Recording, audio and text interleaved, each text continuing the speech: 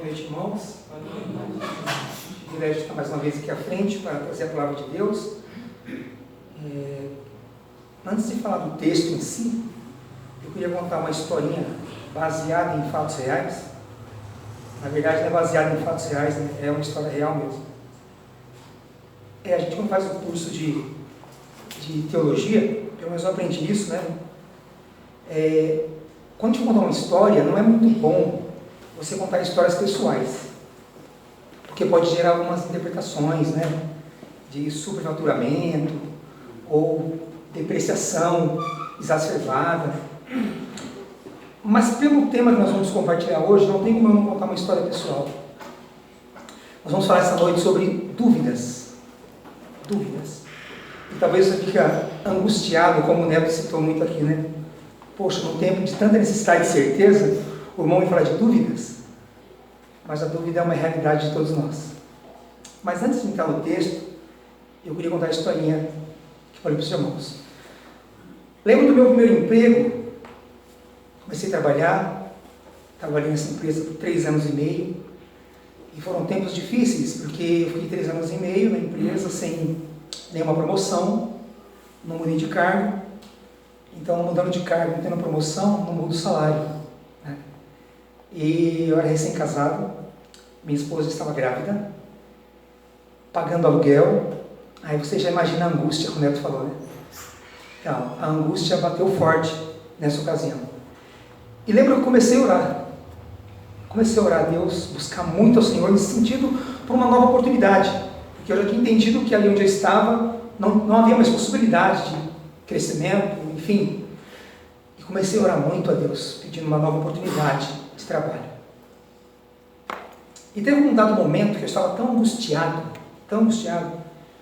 que no banheiro da empresa, eu me ajoelhei e orei a Deus, clamando a Deus ali, em silêncio, em lágrimas, pedindo a Deus uma oportunidade, porque a situação estava bem difícil.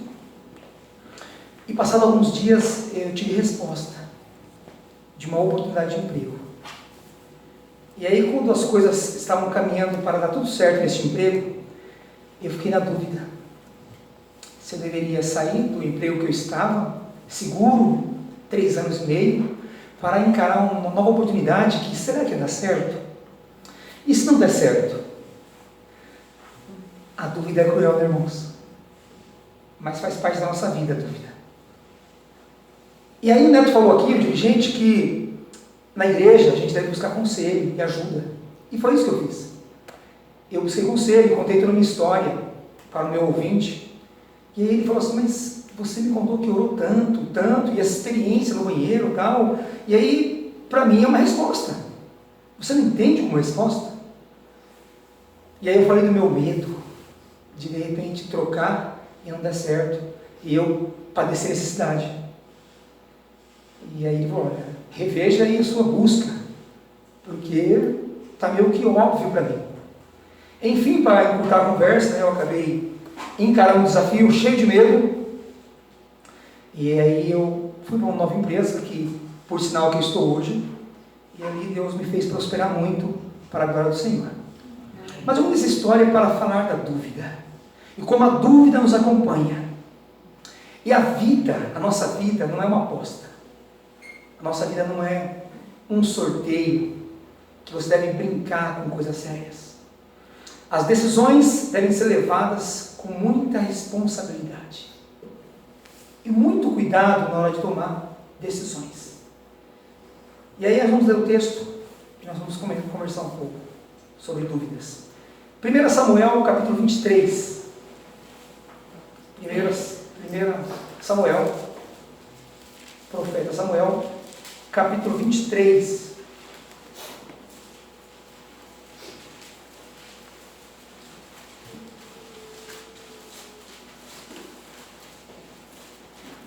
Samuel, capítulo 23, nós vamos ler do versículo 1 até o versículo 13.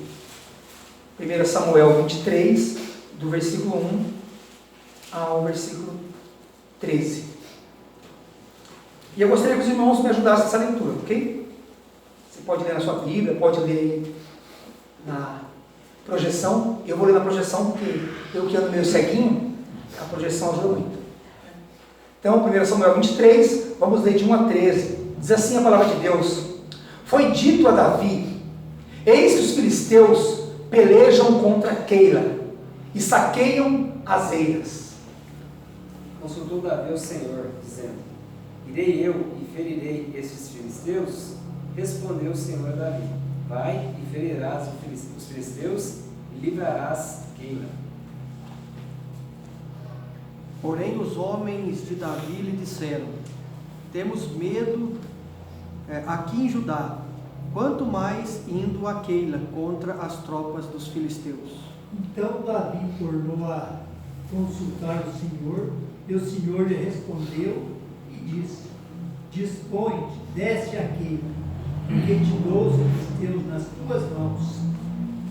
Partiu Davi com seus homens a Keila, e pelejou contra os filisteus, e levou todo o gado, e fez grande morticínio entre eles. Assim Davi salvou os moradores de Keila.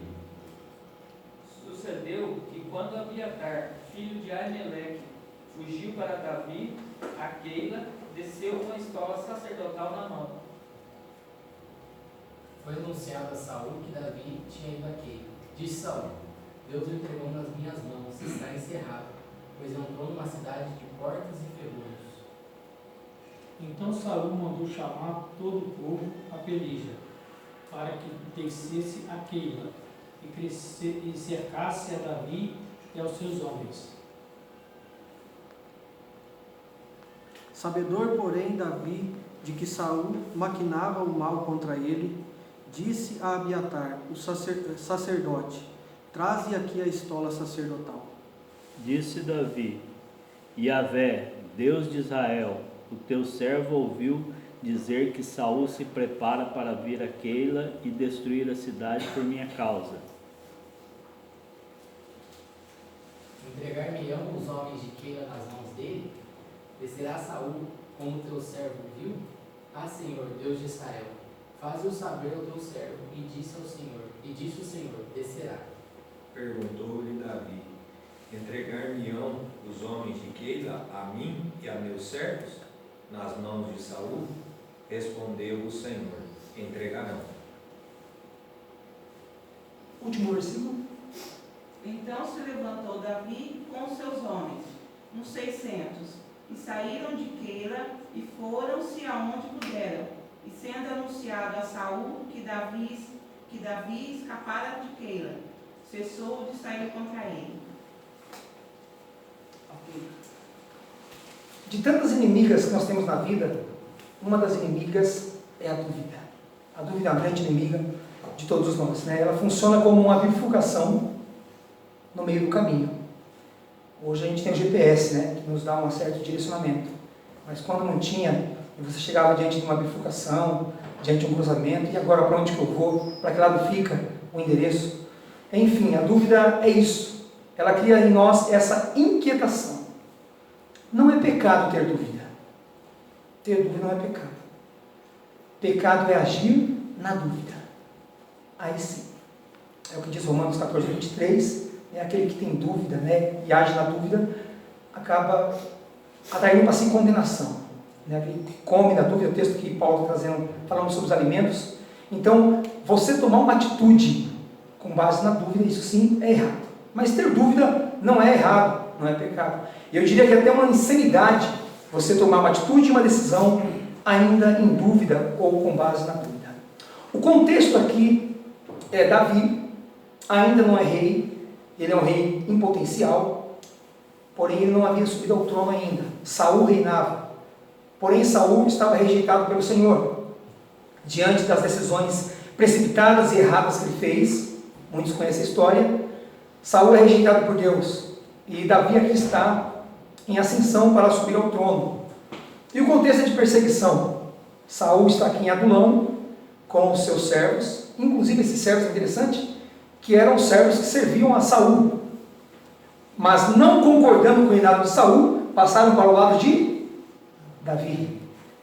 Então Saul se sentindo até meio que traído, né, por aqueles companheiros que ele tinha. Mas esses homens, se agradando de Davi, da sua seriedade, e reconhecendo a unção de Deus sobre Davi, eles se associam a Davi, se tornam guerreiros ao seu lado. E há um episódio interessante. Davi é chamado diante de um desafio, diante de algo intrigante para ele resolver. Como é que pode um homem que está fugindo do seu inimigo, Saul era seu inimigo, de repente ele ter na cabeça de ir livrar um povo, uma cidade que está sendo oprimida pelos filisteus?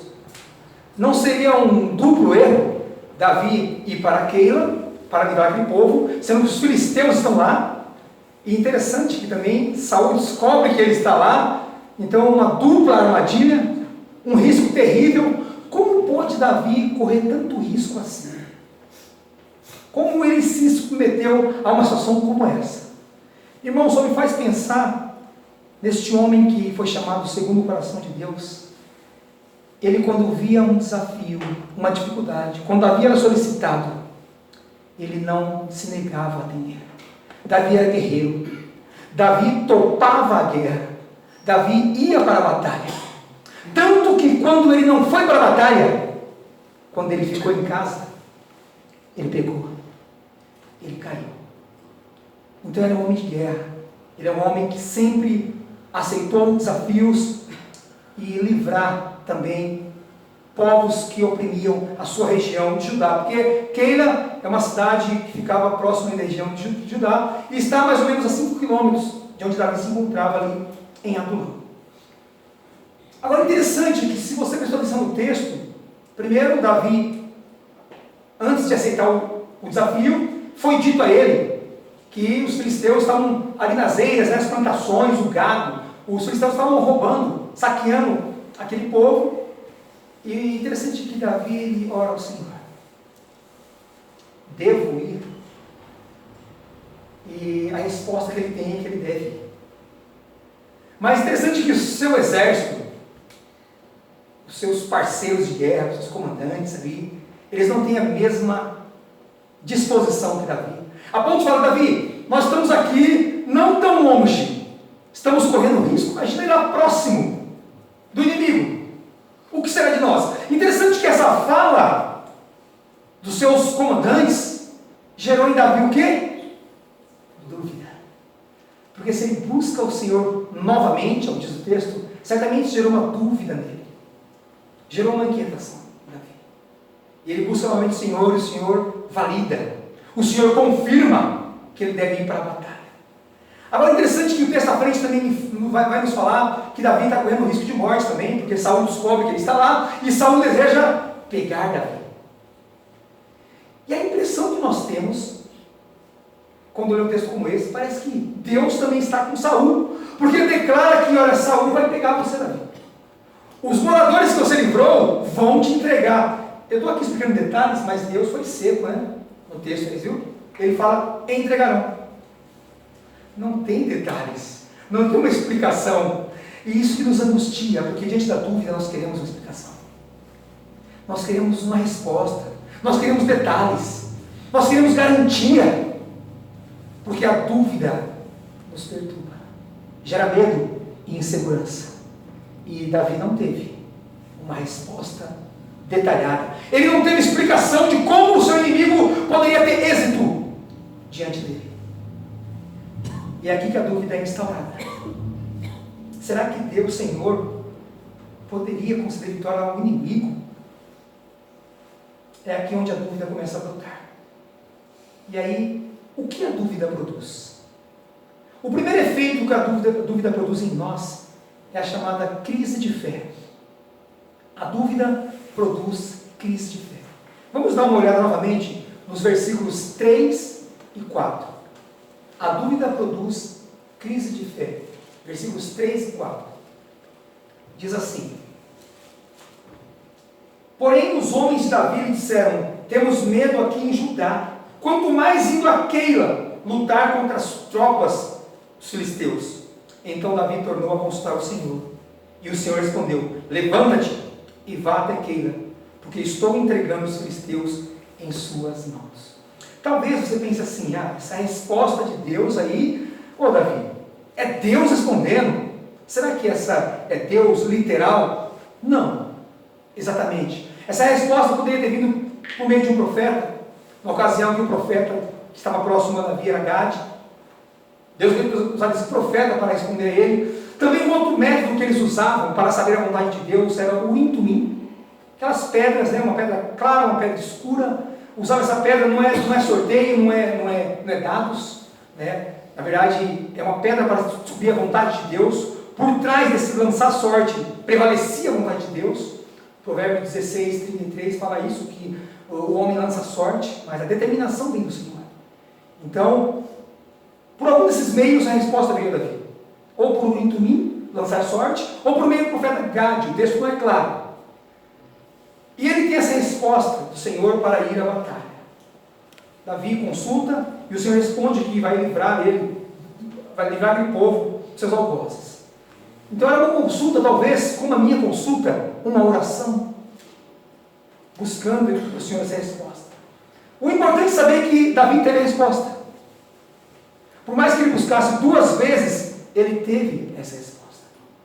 Essa inquietação, essa repetição, essa não tomada de decisão, querido, é a crise de fé. Davi era um homem que servia ao Senhor. Davi era um homem segundo o coração de Deus. Como pode um homem tão aliançado, em tanta comunhão com o Pai, sentir dúvida num momento como esse? Crise de fé. A crise de fé gera dúvida em nós e inquietação. O problema não está em Deus, o problema está em nós. Deus é poderoso, sabe todas as coisas, mas em nós há algo aí indefinido, há algo aí que está gerando essa inquietação, esse medo que não nos faz avançar e tomar uma decisão. Como eu posso ouvir a voz de Deus e ficar com dúvidas numa tomada de decisão? Crise de fé. Deus respondeu, Deus usou a igreja. Deus hoje não vai usar o intumim, nem profetas, mas Deus vai usar o seu povo. Deus vai usar o meio que Ele quer para nos falar, para nos sinalizar. Mas muitas vezes não tomamos decisão. Não agimos, porque estamos numa crise. Crise de fé. É quando, apesar de tudo ser favorável, tudo está compondo, está colaborando, eu me sinto inseguro, eu me sinto duvidoso, apesar de toda a resposta. Há vários personagens na Bíblia que passou por isso. Um deles foi um juiz muito famoso, chamado Gideão. Quando o Senhor chama Gideão, ele fala: Senhor, me tinha uma dúvida aqui, olha, fazer uma experiência aqui, vamos pôr um novelo de lã aqui na terra, e se o orvalho cair em volta e não olhar o novelo, beleza, o Senhor fez tudo como Ele queria. Respondeu claramente. Mesmo assim, Gideão totalmente inseguro para aceitar o chamado de Deus. Nós somos diferentes. A insegurança e a dúvida faz parte da nossa caminhada, aonde surge a crise de fé. Mas há um outro grande homem também, Elias na caverna, 1 Reis 19. Depois de um evento espetacular de Elias, Deus, por meio de Elias, humilhar os profetas de Baal e o seu Deus. Algo espetacular, desceu fogo do céu, aprovando e recebendo a oferta de Elias. Algo incrível. Sabe, irmãos, uma validação, como Deus disse a Elias: eu estou contigo.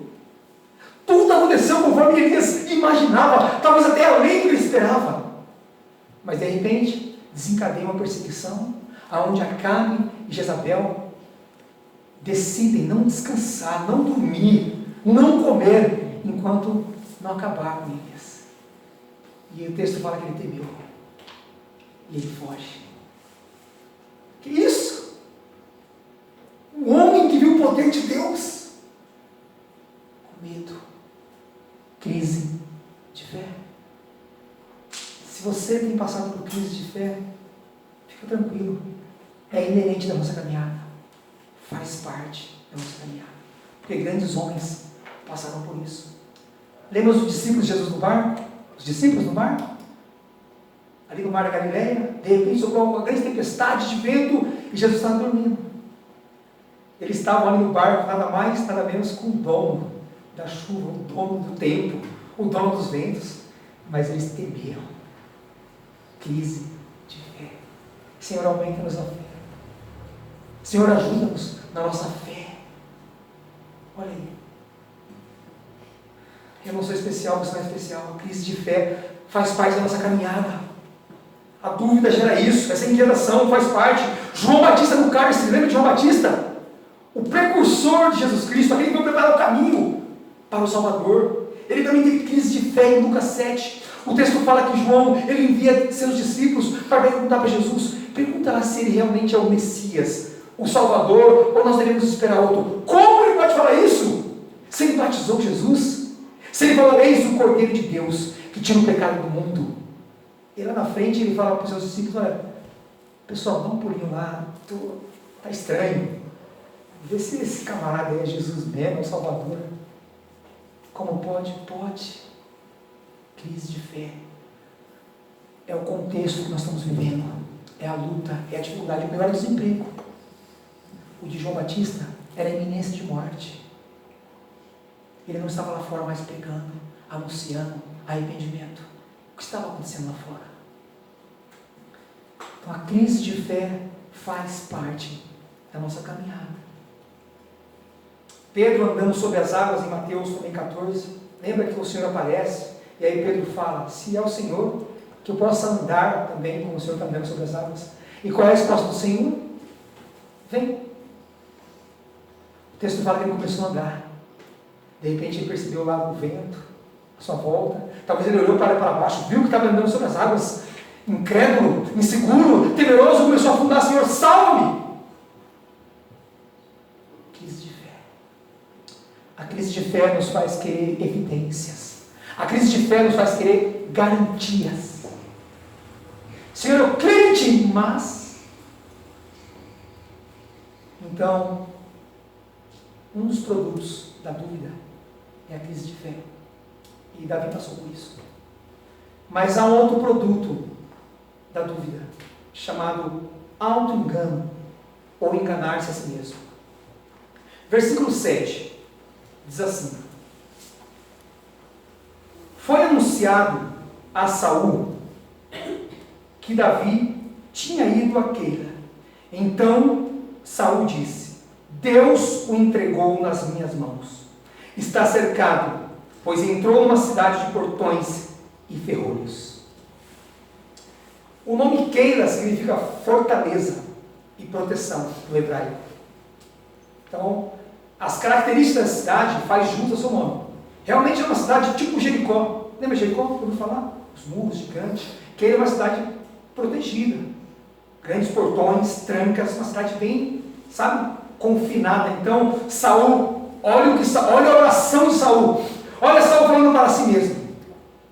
Ele sabendo que Davi, como é que ele ficou sabendo, né? Não tinha WhatsApp, não tinha internet. Como é que ele ficou sabendo, né? Interessante.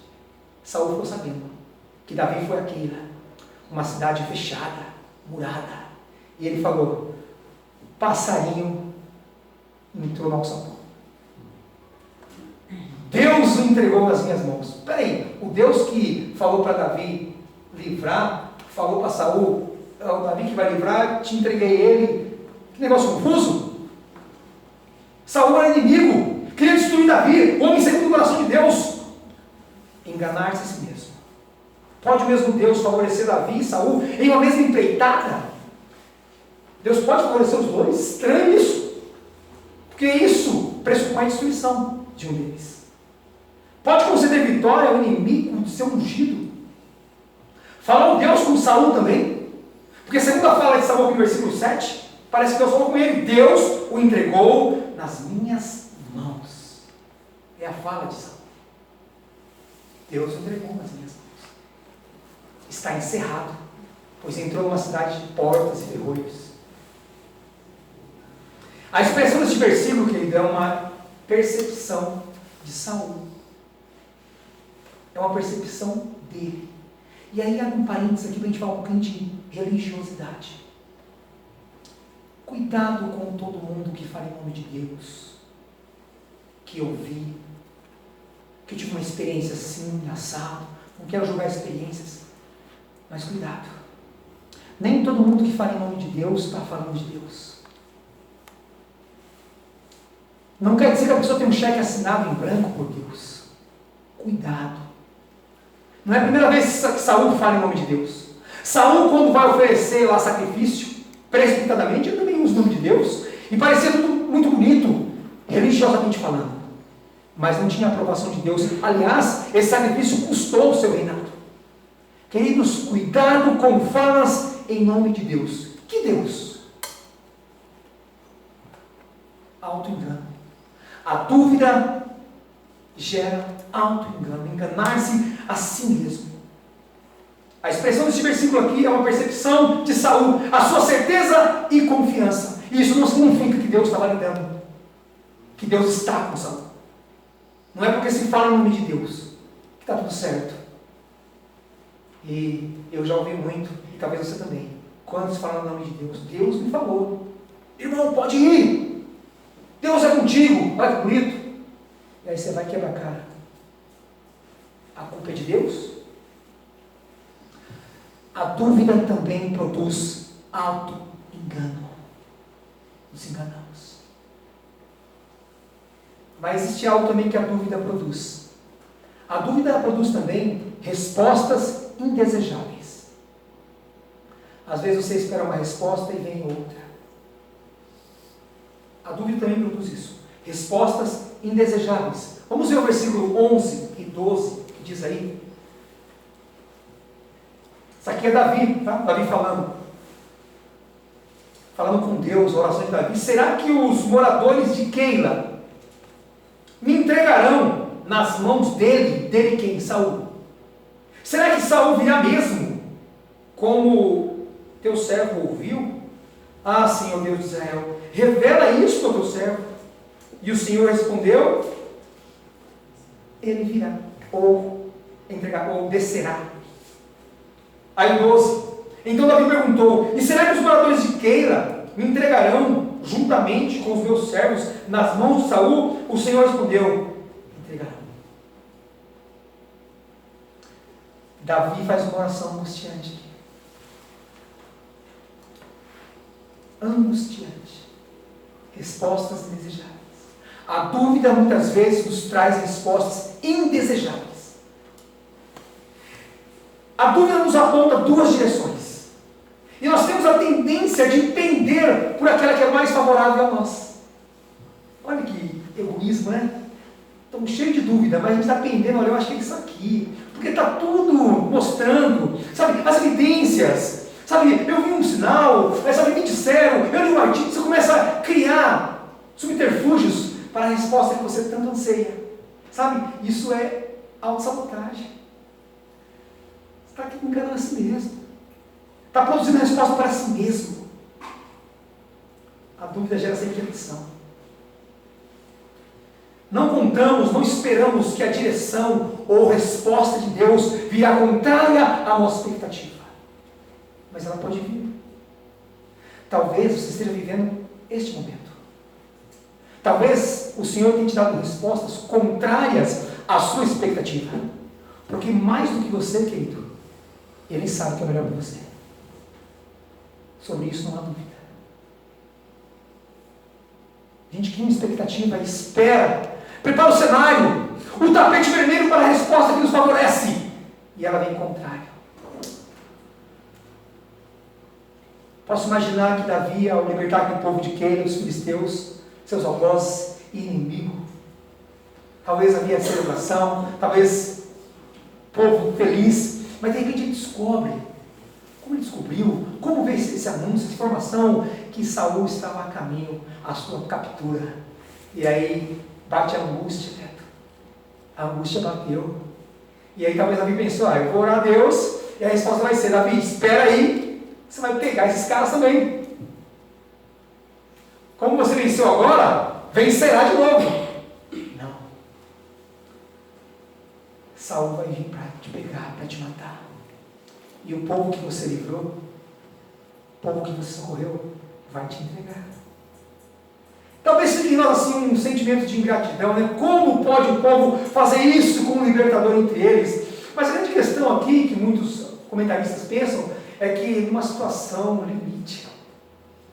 Ali era um povo total, ou era uma pessoa, ou era um exército que se passaria. Certamente o povo pensaria da sua população. Saul era um homem cruel. Saul já tinha matado 85 sacerdotes do Senhor, com suas mulheres e crianças. Saul estava perturbado. Saul chegou a ameaçar. Saul pressionou. Saul abusou psicologicamente de seus servos, imaginando que eles estavam aliançados com Davi. Então ele ficou perturbado, começou a fazer loucuras. Você vê nada.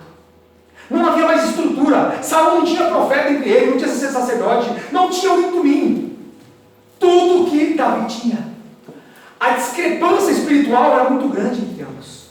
E Deus falou que Davi seria entregue nas mãos de Saul. Como? A dúvida traz respostas indesejáveis. E quando a resposta for indesejável, o que você vai fazer?